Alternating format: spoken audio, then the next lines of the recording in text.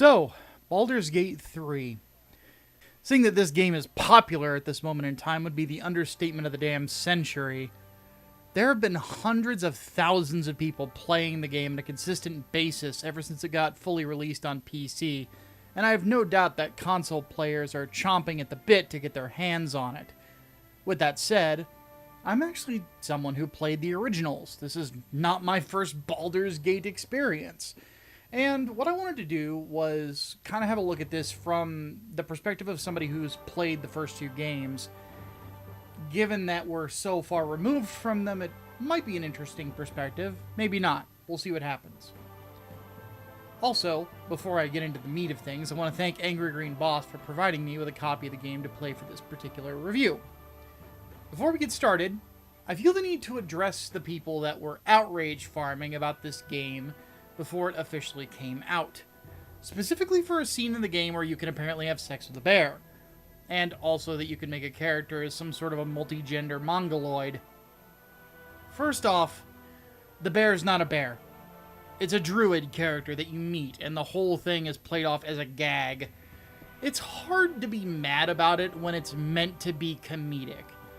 On top of that, given the absolute ridiculous amounts of freedom that the character creator will give you in this game, I can't really be mad about it because it gives you the ability to take the game as seriously as you want it to be. For example, if you want to be some sort of dead serious drow assassin edgy boy character that's basically a ripoff of Drizzt Do'Urden, you can do that. If you want to play as one of the party members in the game and play from their perspective, you can do that. You could make yourself into some Dungeons & Dragons character you've made before and just play through the game as that character. On the other hand, if you want to be a half-orc sorcerer version of Caitlyn Jenner, you can. Heck, I have a playthrough going where I'm Trogdor the Burninator from Strong Bad. Like I said, I can't help but respect a game that gives me this many options. Yeah, some of them you might find offensive. I don't really care. It's not real. If you're offended by this sort of stuff, do me a favor and shut up the next time someone with the opposite politics from you whines about something. Oh, wait. You're wondering about which side of the political aisle I'm directing that at? Both of you. You're both being stupid about this game. Everybody else is going to go have fun. Go complain about something else. Now, let's get the basics of what this game is about. The story takes place about 100 years after the second Baldur's Gate game. You are whichever character you decide to start out as, and you find yourself implanted by the larva of a mind flayer. Suddenly, the ship that you're on gets attacked. During the chaos, you meet some of the first party members that you're going to spend the rest of the game with if you so choose. Once the ship crash lands, the rest of your party gets formed from other people that were also on the same ship, but that you didn't meet. From here, you go on a grand adventure that essentially revolves around trying to get the larva out of your head so you don't turn into a mind flayer, which is basically a nightmare straight out of H.P. Lovecraft. In typical Baldur's Gate fashion, you start to realize that the issue that you have is tied to really something much grander than you would have initially thought. The funny thing about Baldur's Gate 3 is it only kind of plays like a Baldur's Gate game. Then again, something to keep in mind is that we are over 20 years removed from the prime of Dungeons & Dragons based CRPG games. Some of the elements of that old style were starting to go by the wayside just because of the passage of time, and I don't necessarily see that as a bad thing. I mean, back when I played Pillars of Eternity, I really felt like that old CRPG gameplay style in a lot of ways really didn't need to be preserved 100% to really have a really enjoyable video game. Unless you're just looking for needless complication, which some people get off on. I'm not one of them. What you end up, though, is something that honestly, the playstyle reminded me a lot of a turn-based version of Dragon Age Origins. Granted, I'm actually a fan of that change. I never really understood why a lot of those old BioWare CRPGs weren't turn-based, but rather went in real time, but did allow you to pause the action to queue up certain attacks and such. I mean, Dungeons & Dragons is a turn-based game, and if I didn't mention it already, Baldur's Gate is a Dungeons & Dragons video game series. So in an interesting way, Baldur's Gate 3 kind of comes across more like a tabletop game that you just happen to be playing as a video game. Ultimately, what I think Larian Studios is going for is the feeling of freedom that you get whenever you're playing tabletop with your buddies. For example, for those who don't know, this game has multiplayer in it. So let's say you're playing this game with some buddies. One of you could distract a character with a conversation, and then another character, who is a stealth-based character, could sneak up behind him, pick his pocket, and then stealth kill his buddies while you have his attention. You're not really forced to take on situations in really stringent, specific manners.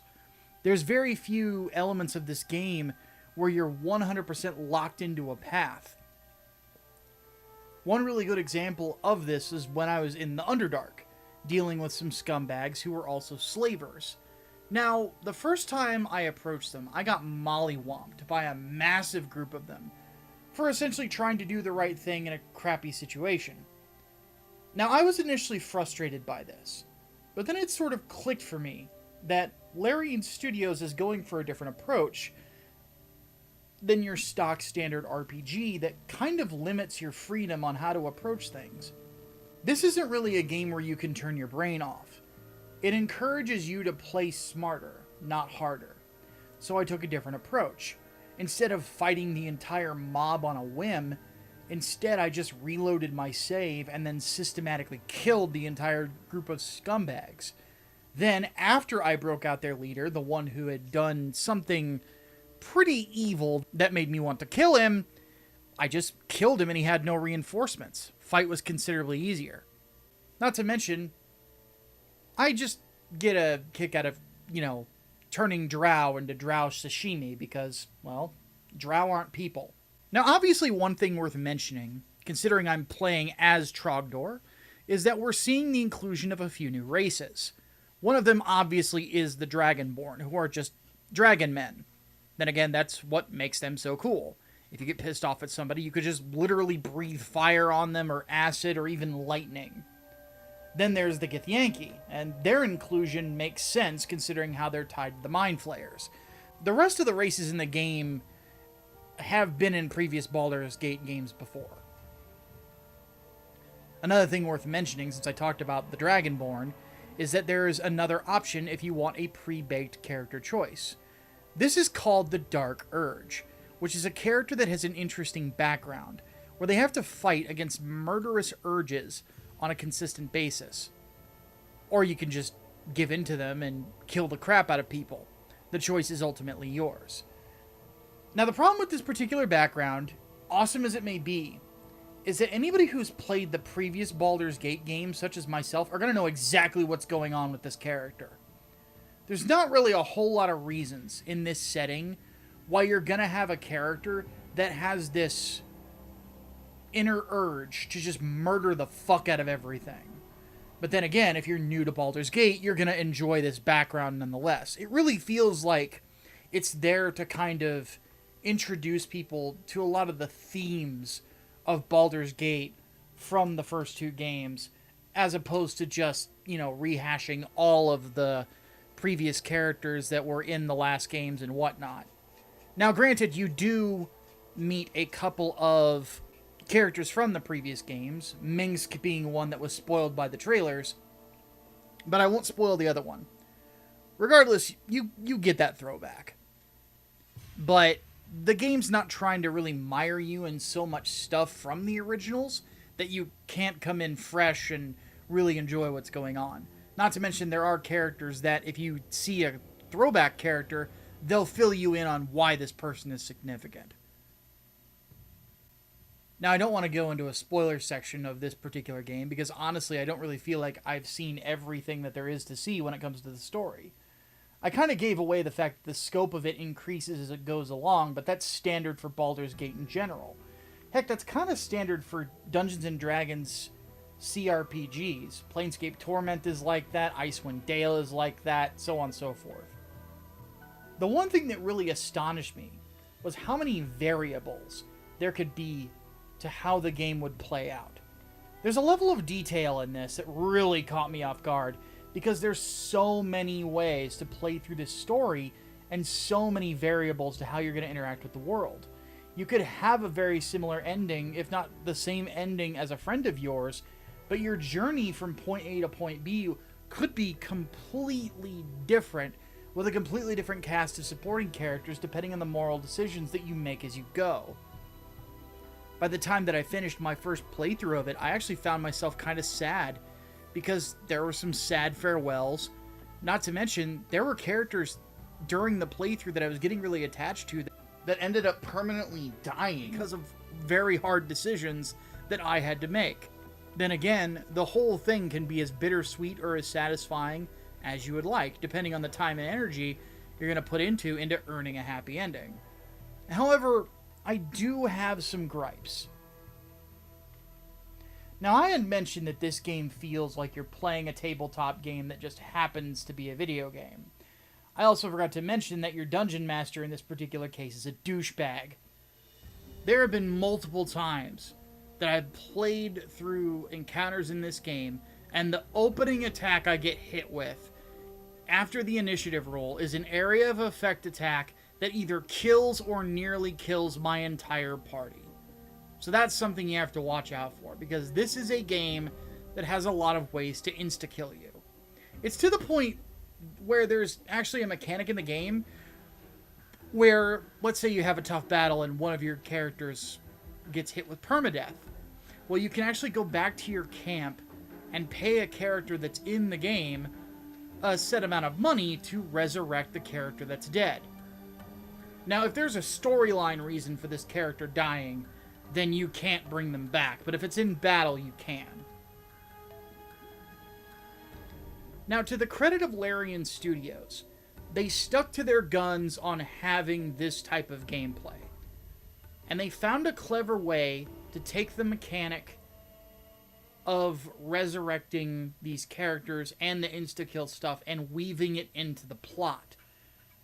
I think that this sort of thing is pretty clever. And again, I have to admire a development house that's going to stick to their guns in regards to the challenge of the combat and then find a way to weave it into the plot. It's something that Dark Souls did, but before Dark Souls, there was a certain RPG called Knights of the Old Republic 2 that had a plot twist in the late game that did the exact same thing. Though not with death, with just how RPG mechanics work. I'm not going to spoil it for anybody that's never played KOTOR 2. If you have never experienced that game with the expanded content, you need to. It is must-play video gaming. Probably the best written story in a video game ever. Well, that and Planescape Torment. But they're written by the same guy, so yeah.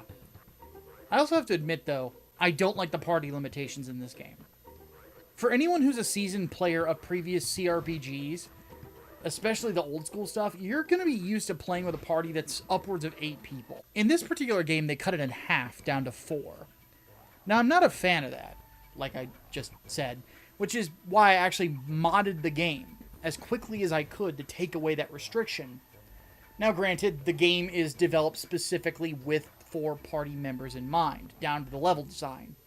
In fact, there are some points that when I modded it to have multiple party members, it ended up being a clusterfuck because the areas are not meant to have that many people around. Still, I always had a lot of fun with having big parties in the original game because it allowed me to feel like I was leading something that could actually have an influence in the areas I was going to. Not to mention, I kind of feel like the 4-person party is kind of a holdover from Dragon Age that really didn't need to stick around.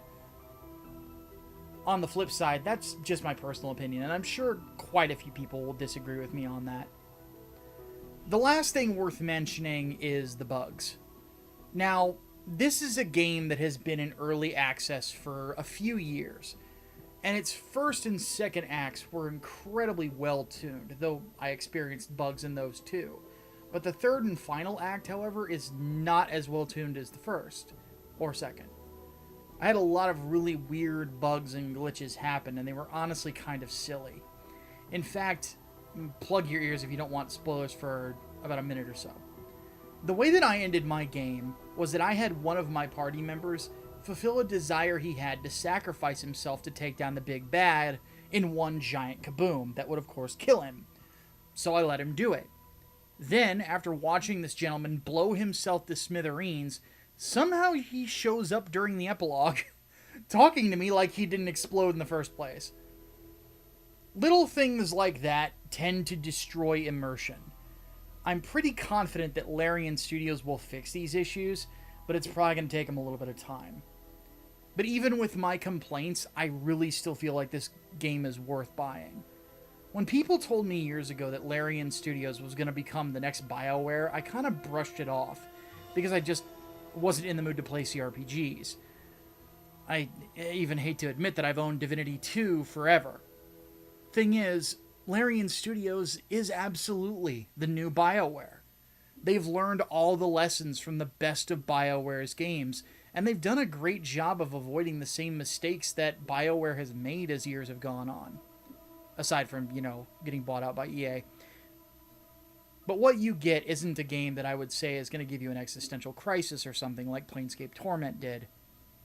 The thing is, it's still such a great breath of fresh air because it's so well done and it's so entertaining, on top of having a great cast of well-written characters that are just a lot of fun to be around. It's honestly been a long time since I've played a role-playing game that had a slew of brand new characters that I enjoyed all of them. Mostly because so many modern writers don't know how to do what BioWare's old writers knew how to do. The characters in this game are layered. They'll come across as one thing, only for you to find out as you get to know them that a lot of their problems are just coping mechanisms for a greater trauma or a greater insecurity. Oh my god, I could do a whole video on the characters themselves. They're awesome, all of them. I love them. And Lae'zel, specifically, in my opinion at least, she steals the show. Plus, she's a fighter character in 5th edition Dungeons & Dragons. She is ridiculously good. Anyway, I can't say that this is a game that, as of right now, I'm going to call one of my favorites of all time. But it's really stinking good!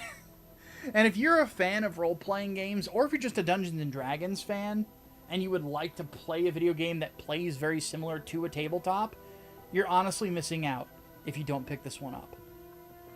I want to thank you guys for watching. If you enjoy content like this, don't forget to like, share, and subscribe.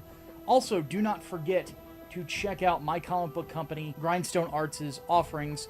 We have 2 comics now on mailing lists. First, of course, The Saint and Peregrine Dark Knight in the Windy City. One of the covers is actually finished for this now, so do not hesitate to get on that mailing list. You get free stuff for it. Speaking of also getting free stuff for being on a mailing list, we have more Reconstruction comics coming out with Human Shield from the Ashes. Get on the mailing list for this one. This one is going to be a really exciting book that is actually a follow-up from Peregrine Wings of the Falcon. And then, of course, we still have 3 Nights, 4 Days, Part 2 on Indiegogo, available for pre-order on top of my novella, American Monsters, The Genesis of Project Lazarus. So with that in mind, guys, thank you so much for watching. My name is Micah Curtis, your favorite vanilla gorilla. Have yourselves a great rest of your day.